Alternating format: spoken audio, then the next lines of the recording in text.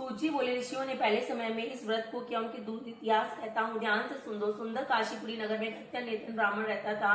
भूख और प्यास से बेचैन हुआ नित्य पृथ्वी पर घूमता। ब्राह्मणों से प्रेम करने वाले भगवान ने ब्राह्मण का दुखी देखकर बूढ़े ब्राह्मण का रूप धर उसके पास आदर के साथ पूछा, विप्र, नित्य दुखी हुआ पृथ्वी पर क्यों घूमते? श्रेष्ठ ब्राह्मण, यह सब मुझसे कहो, मैं सुनना चाहता हूँ। ब्राह्मण बोला, मैं निर्धन ब्राह्मण हूँ, भिक्षा के लिए पृथ्वी पर फिरता हूँ। यही भगवान, यदि आप इसका उपाय जानते हो कृपा कर कहो।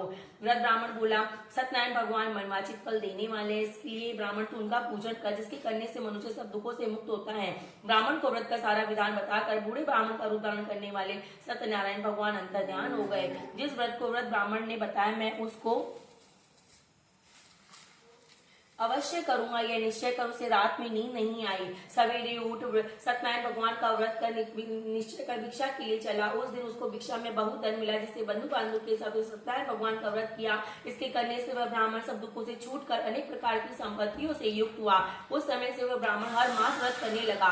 इस तरह सत्यनारायण भगवान के व्रत को जो करेगा वह मनुष्य सब दुखों से छूट जाएगा। इस तरह नारद जी से नारायण का कहा हुआ व्रत मैंने तुमसे कहा है। हे विप्रो, मैं अब और क्या कहूँ? ऋषि बोले, मुनीश्वर, संसार में ब्राह्मण से सुनकर किस किसने इस व्रत को किया है, हम सब सुनना चाहते हैं, इसके लिए हमारे मन में श्रद्धा है। सूत जी बोले, मुनियों, जिस जिसने इस व्रत को किया है वह सब सुनो। एक समय ब्राह्मण धन और ऐश्वर्य के अनुसार बंधु बांधवों के साथ व्रत करने को तैयार हुआ। उसी समय लकड़ी बेचने वाला बूढ़ा आदमी आया और बाहर लकड़ियों को रखकर ब्राह्मण के मकान में गया। प्यास से दुखी लकड़हारे उनको व्रत करते हुए देख ब्राह्मण को नमस्कार कर कहने लगा, आप ये क्या कर रहे हैं और इसके करने से क्या फल मिलता है, कृपा कर मुझे कहो। ब्राह्मण ने कहा, मनोकामनाओं को पूरा करने वाला सत्यनारायण भगवान का व्रत है, इसी की कृपा से मेरे यहाँ धन धान्य की वृद्धि हुई है। ब्राह्मण ने इस व्रत के बारे में जानकर लकड़हारा बहुत प्रसन्न हुआ और चरणामत ले प्रसाद खाने के बाद अपने घर को गया। लकड़हारे ने अपने मन में संकल्प किया कि आज नगर में लकड़ी बेचने धन मिलेगा, उसी सत्यनारायण भगवान का उत्तम व्रत करूंगा। मन में ऐसा विचार कर बूढ़ा आदमी अपने सिर पर रखकर इस नगर में धनवान लोग रहते से सुंदर नगर में गया।